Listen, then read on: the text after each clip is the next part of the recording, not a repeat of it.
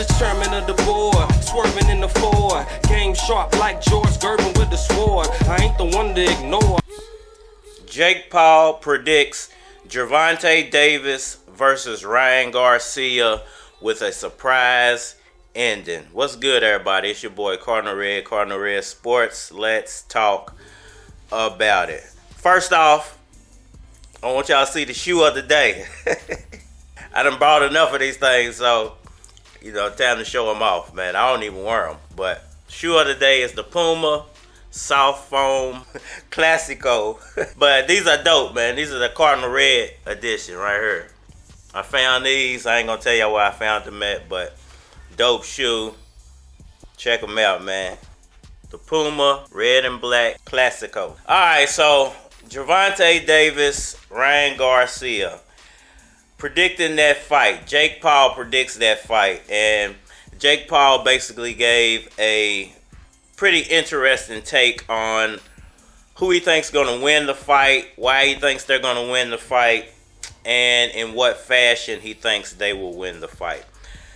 I just want to give my take on who I think is actually going to win that fight and why. So, Gervonta Davis and Ryan Garcia, it's been a rivalry, a verbal rivalry for a few years now. And we finally got a set date when the fight is going to actually happen. And everybody now wants to give their take on how that fight plays out. So when you think about Ryan Garcia, I think I've talked about Gervonta Davis enough. Let me talk about Ryan a little bit. When you think about Ryan and how he goes about winning that fight, the first thing that's going to come to your mind is speed. Speed. The man has a lot of speed, and he's a taller, lightweight fighter. He has a lot of speed. When you see him work on that reflex bag, it's almost amazing to see. But the funny thing about that reflex bag and, him using it to promote himself in the way that he did, is you see a lot of people using that reflex bag, and they're doing tricks that I haven't even seen Ryan do with the reflex bag.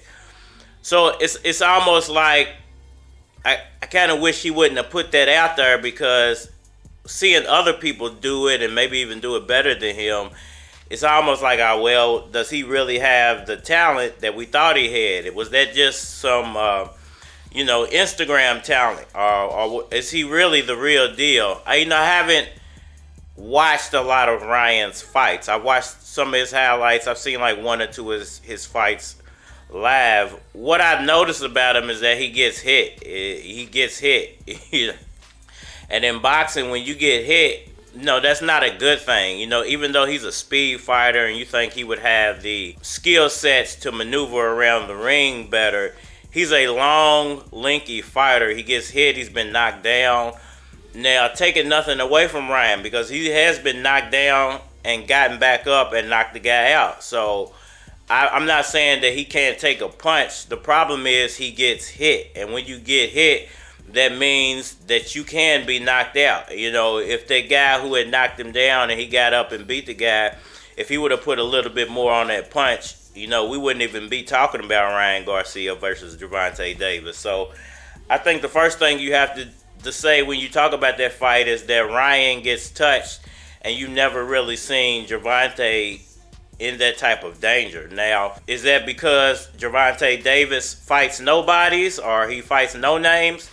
Because that's what Teofimo Lopez Sr. had to say in a recent interview. And I don't think that's what it is. I think Gervonta Davis's talent level is just that high to where he makes a lot of good fighters look average or normal. And I'm not going to say Ryan Garcia is an average or normal fighter. I will say that Ryan Garcia gets hit, and it's very dangerous against a fighter like Gervonta Davis. Now, everybody's saying that the size of Ryan Garcia is going to give Gervonta Davis problems, and when I think about that, I don't see that being a factor for Gervonta Davis. I don't see that being a problem for Davis, because Davis moves at his own pace. So it's going to be up to Ryan Garcia to force Gervonta Davis to make movements that he's not used to, so Ryan can take advantage of that. What I will say about Ryan is that I don't really respect his foot speed.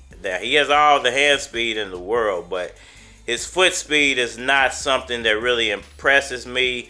And I kind of hate long, lanky fighters because they tend to throw looping punches when they're in danger. And, you know, a looping punch from a long, lanky fighter is something that a smaller, quick, high ring IQ fighter can quickly take advantage of and, perhaps score a knockout. And that's how I feel like this fight's going to play out. I think Ryan, because he doesn't possess that quick foot speed to go along with his hand speed, kind of like a Manny Pacquiao, I think Gervonta Davis is going to take advantage of that because I think Ryan's going to be more plotty with his foot movement and his hands are going to be moving a lot. And if you can't force Gervonta Davis to move his feet, you can't beat him. You have to force him to move his feet. When he's in that set motion and that plotting motion that he gets in to where he's really not doing anything, he's just filling you out. If you can't get him uncomfortable and get him to come out of that with foot movement,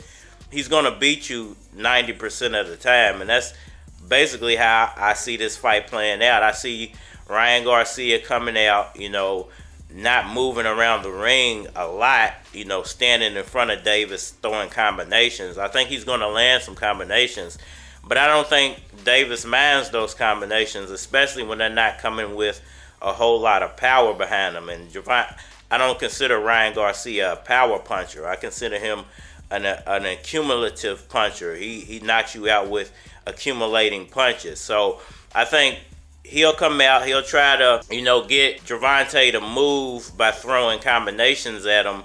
I think Gervonta eats a few punches, because what he does, one thing that he does is he'll gauge your power. If he can take your power, he'll just stand right in front of you and let you throw yourself out. And boom, he's going to hit you with something and knock you out. And that's how I see it playing out. Unless Ryan can incorporate his foot speed and do it in a tight motion, throwing those combinations out of a tight motion. Because if he's doing it out of a looping motion, sort of like Terence Crawford was doing against David Avanesian. Now, Crawford was only doing that because Crawford's 10 times better than Avanesian, so he could just stand in front of him and throw combinations all day long. Ryan Garcia can't do that against Gervonta Davis. He's going to get knocked out very, very quickly. So, to me, I think Jake Paul is wrong. Jake Paul thinks that the length and the hand speed of Ryan Garcia is what's going to win him the fight. And he's saying that Ryan Garcia is going to win by knockout. I beg to differ. I think that Ryan Garcia will come out with some speedy combinations. He'll catch Gervonta with a few combinations in the first 1 or 2 rounds. I predict a knockdown in the first 1 or 2 rounds going Gervonta's way because of those skirmishes. I think Ryan's going to taste a little bit of power early, but he'll get back up and Gervonta will finish him off later. Jake Paul thinks that Ryan's going to catch him with a speedy combination in the fight.